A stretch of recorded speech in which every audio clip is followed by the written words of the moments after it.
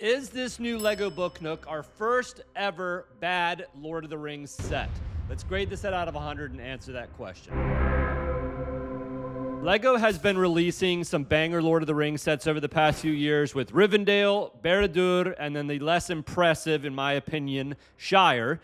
But now we have something completely different with a Lord of the Rings Book Nook. This set has 1,201 pieces. I wonder what that one piece is. No stickers, which is good, and then one small manual with some details about the famous scene in the movie where Gandalf defeats Balrog at the crumbling bridge of Khazad-dûm. Starting with the single minifigure in this set, which is Gandalf. Gandalf looks great as always and has a sword and his staff with him. This version of Gandalf is the same version we got in the recent Lego Shire set, with the exception of not having the cape on him. This minifigure goes for about $13 or so on Bricklink, which isn't a large amount, and this one specifically is probably going to be less, I would guess, since you don't get the cape with this version. On to building the actual scene. A good majority of the build is spent really just building a big frame. You start off by building the bridge of Khazad-dûm that Balrog and Gandalf will face off on, and then move on to building out these stone-like supports that will form the structure of the Book Nook. The frame does have some nice detailing to dress it up, but still relatively simple and wasn't very exciting to build, as you have probably already guessed. The flames on the side do look pretty good and kind of help to add to the whole scene, but then lastly we start building out what is basically our first ever Lord of the Rings mech. Balrog, just like in the movie, is basically this massive dark creature, so he is made up of predominantly black pieces with some fire detailing up top on his back. He has the ball and socket joints for his hands, feet, tail, and then head, of course, and they all clip together just like a mech. I do really like the wings attached to his back, which are actually the same wings we saw in the Fell Beast GWP, and they both do move freely. 2 of the 3 printed pieces we get in this set are on Balrog's face here and look pretty accurate.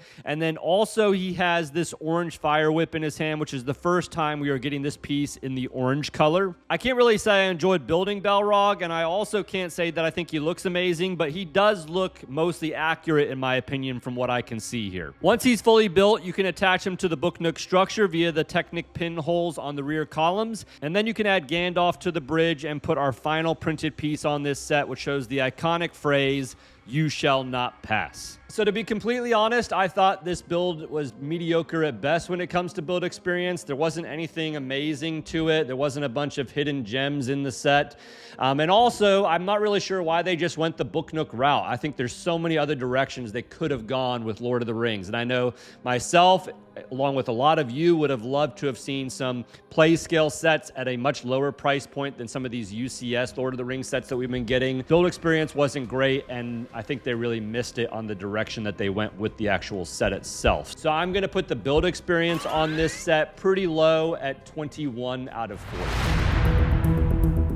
On display, I would say the set looks okay. I can't say there's anything major that I feel is wrong with the set, and I think it will look cool sitting in between a few books if you are a big reader. On play, it is obviously meant to be a display piece, but Balrog is a fully functional mech, so for the younger audience, Balrog could definitely be enjoyed, taken off the set, and played with. I think display and play on this is okay, so I'm going to put the grade on this category at 14 out of 20.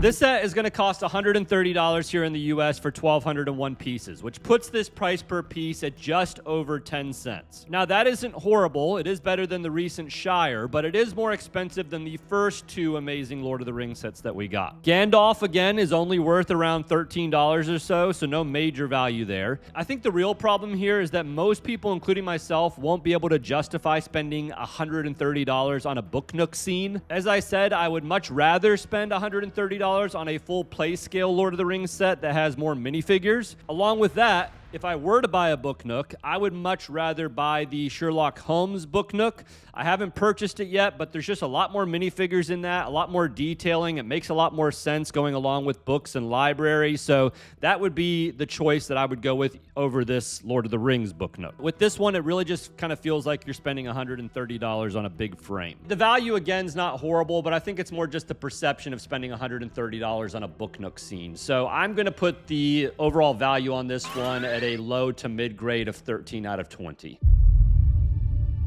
Obviously, as you can tell, I'm not really feeling this set, but did you all as the community have a different opinion? Looking at the YouTube poll on whether you all liked or did not like this set, it was almost an even split with just a slight margin going into the positive. Definitely the main gripe with this set from everyone's comments was that this set was just overpriced and too expensive, which I definitely agree with. Again, the price per piece is not super far off, I would say, but you just don't feel like you're getting $130 worth in this set. With that, you all put the community vote grade at 12 out of 20. Here's all the final grades on this Lord of the Rings Book Nook, with the final grade coming in at 60 out of 100, and that is going to put this set into the maybe category. So to answer the question, is this the first ever bad Lord of the Rings set that we have received from LEGO? Unfortunately, as much as I hate to say it because I love Lord of the Rings, I would have to say that this is the first ever bad Lord of the Rings set that LEGO has released. In my opinion, it really just misses the mark. It's very lackluster.